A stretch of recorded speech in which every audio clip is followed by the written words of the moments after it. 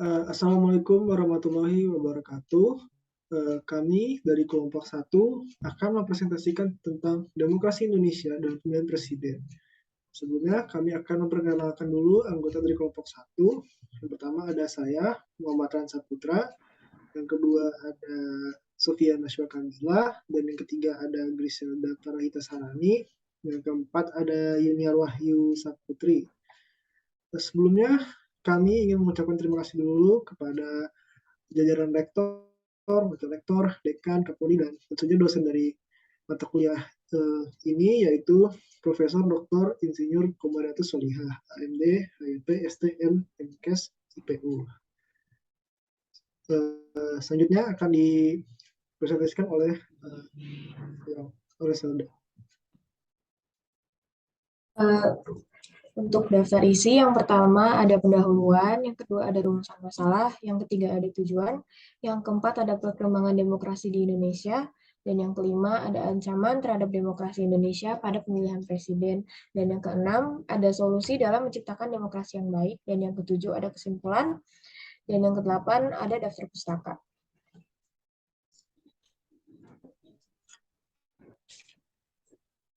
Next. Oke, untuk berikut pendahuluan dari topik presentasi yang kelompok saya ambil. Demokrasi negara Indonesia menjelang pemilihan presiden kerap kali mengalami banyak permasalahan, apalagi ketika mendekati tahun-tahun politik seperti masa pemilihan presiden. Demokrasi di Indonesia seringkali mengalami sebuah kemunduran. Untuk mewujudkan suatu negara yang demokratis dan tetap menjaga nilai demokrasi, meski di tahun-tahun politik seperti pemilu, ada hal yang wajib dilakukan bagi setiap masyarakat di Indonesia. Ketika suatu negara dapat mempertahankan kualitas demokrasi, tentunya hal tersebut akan berdampak baik bagi suatu negara, yakni dapat menjadikan kehidupan bernegara pada negara tersebut menjadi lebih nyaman serta aman, sehingga semua lapisan masyarakat dapat merasakan dan melaksanakan proses demokrasi dengan damai, serta dapat meningkatkan indeks demokrasi di negara tersebut. Next. Untuk rumusan masalah, yang pertama ada bagaimana perkembangan demokrasi di Indonesia sejauh ini, dan yang kedua, apa saja ancaman terhadap demokrasi di Indonesia pada saat pemilihan presiden, dan yang ketiga, bagaimana solusi dalam menciptakan demokrasi yang baik di Indonesia ini. Dan untuk tujuan masalah, yang pertama adalah untuk menjelaskan perkembangan demokrasi di Indonesia sejauh ini, dan yang kedua untuk menjelaskan apa saja ancaman-ancaman terhadap demokrasi di Indonesia pada saat pemilihan presiden. Dan yang ketiga untuk menjelaskan bagaimana solusi dalam menciptakan demokrasi yang baik di Indonesia. Selanjutnya akan dijelaskan oleh Raihan.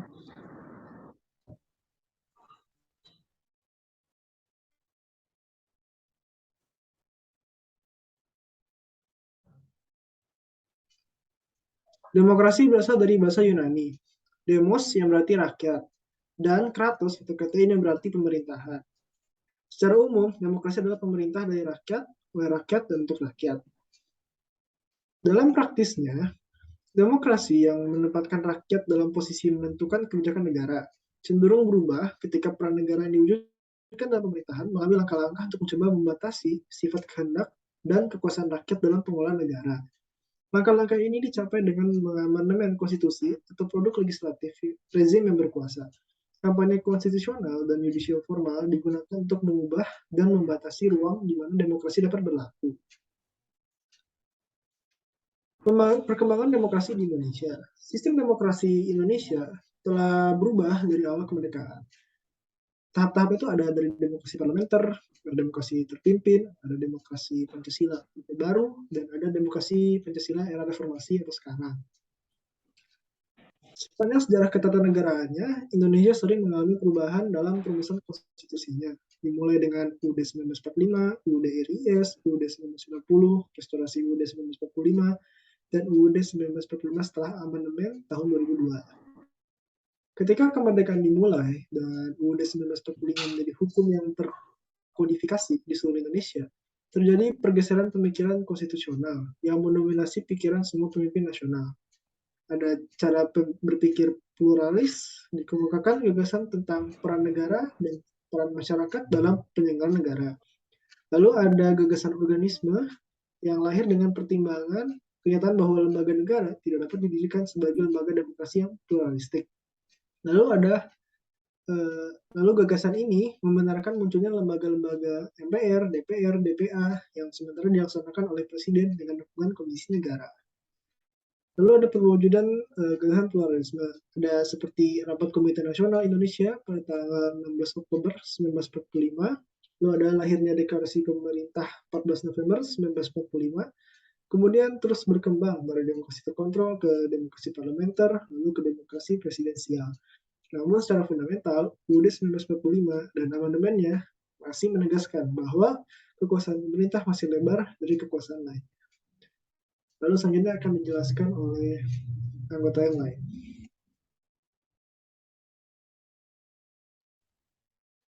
Baik, untuk yang selanjutnya adalah ancaman terhadap demokrasi Indonesia pada pemilihan presiden.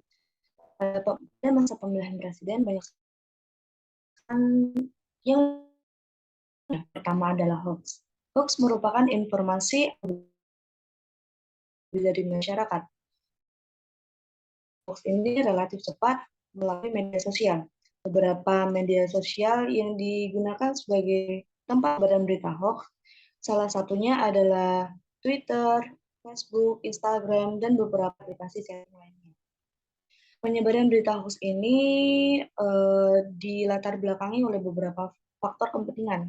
Di antaranya adalah faktor politik kekuasaan, ideologi, kepentingan pribadi, atau hanya sekedar iseng belaka.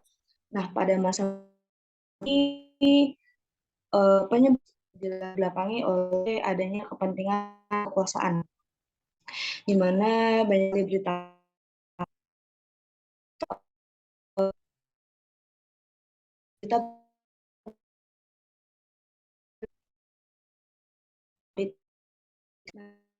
ini disebarkan umum isu-isu sensitif. Di antaranya adalah rasialisme maupun unsur agama. Berita yang disebarkan ini memberikan efek berupa serangan dan penolakan di antara suatu kelompok terhadap kelompok lainnya. Juga membuat keberagaman, toleransi, dan multikulturalisme Indonesia melemah pada masa pemilihan presiden, di mana banyak berita hoax yang disebarluaskan untuk menjatuhkan citra dari lawan politik mereka. Hal ini dapat menyebabkan serangan dan penolakan antara suatu politik terhadap satu kelompok politik lainnya. Dan hal ini dapat memicu terjadinya perpecahan antara rakyat Indonesia, di mana pada masa pemilihan presiden seharusnya demokrasi Indonesia justru akan berdampak pada demokrasi di Indonesia. Slide ini. Next. Ancaman demokrasi di Indonesia yang disebabkan oleh terdapat solusi untuk menghadapinya, di mana solusi tersebut meliputi meningkatkan kemampuan literasi digital dan menyaring informasi, di mana masyarakat harus mampu menyaring informasi yang didapat dan meningkatkan kemampuan literasi digital, di mana masyarakat harus mampu memilah bagaimana dan seperti apa informasi yang layak untuk mereka konsumsi dan informasi seperti apa yang tidak layak untuk mereka konsumsi. Tersebut dapat mengurangi penyebaran berita hoax di kalangan masyarakat. Nah, selanjutnya adalah Badan Independen dari Kominfo ini bertugas mengawasi penyebaran berita hoax. Jika ada beberapa berita yang disinyalir memiliki indikator sebagai berita hoax atau berita palsu, maka Badan Independen bertugas untuk mengurangi tingkat penyebaran dari berita hoax tersebut. Yang selanjutnya adalah penegakan hukum secara tegas dan berkeadilan.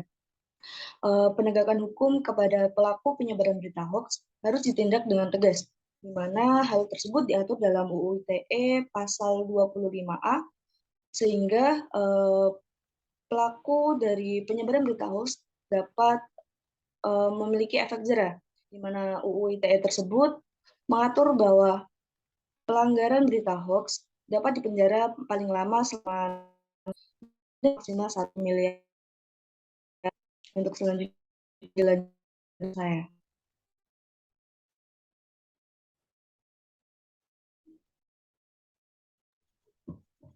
Baik, terima kasih. Untuk selanjutnya yaitu ancaman terhadap demokrasi yaitu politik identitas.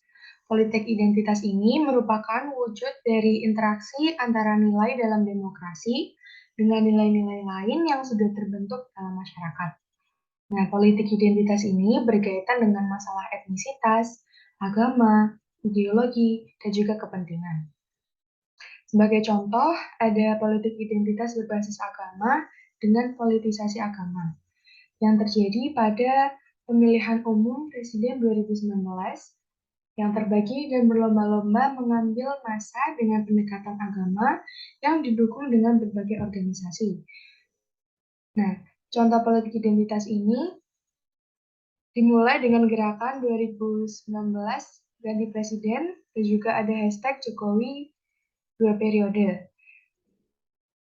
Kemudian ada juga politik identitas yang menggunakan etnisitas yang juga mendasari gitu munculnya politik identitas yang menjadi ancaman, yaitu ketika ekspresi itu berubah menjadi ekstrim. Misalnya Presiden Indonesia harus orang Islam atau Presiden Indonesia juga harus orang Jawa gitu.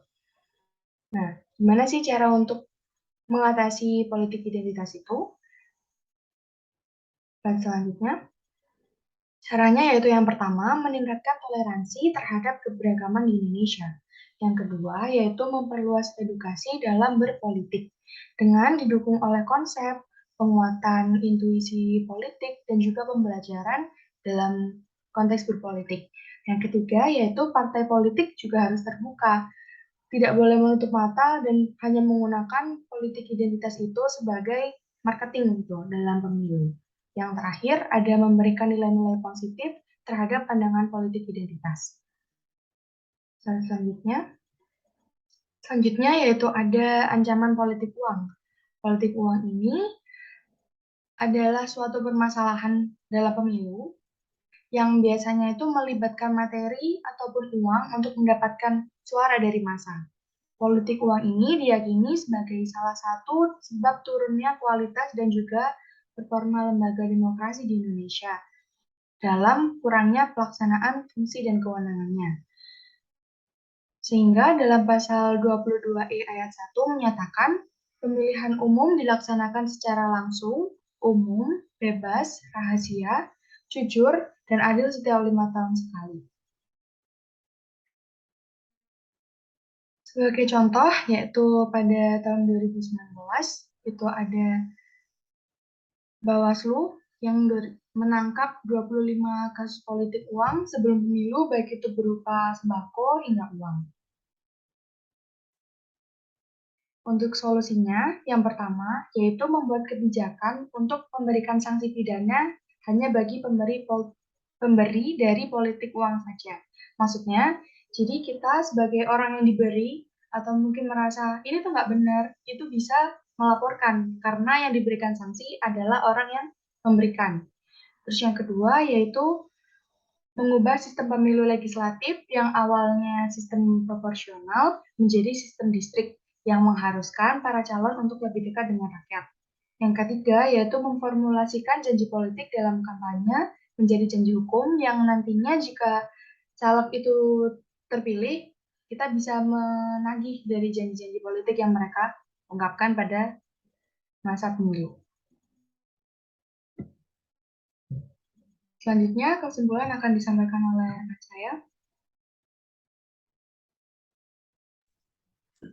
Baik, untuk kesimpulan dari presentasi dari topik ini adalah demokrasi di Indonesia sejak merdeka telah banyak sekali mengalami perubahan.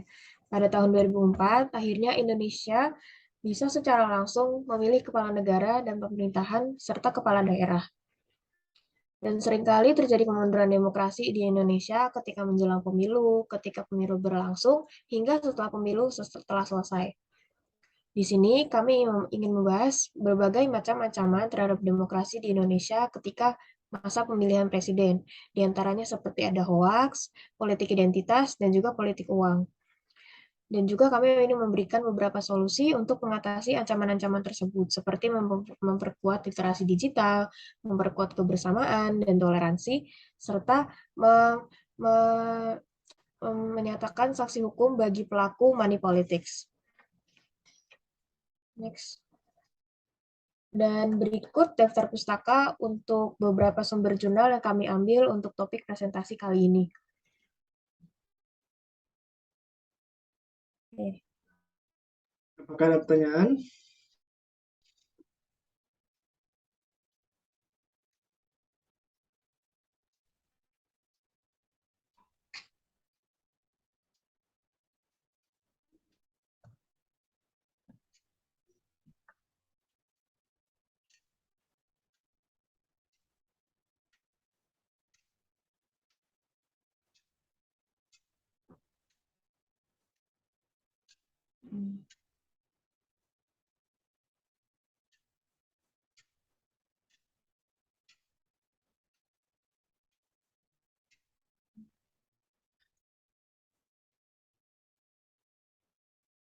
Sepertinya tidak ada yang bertanya.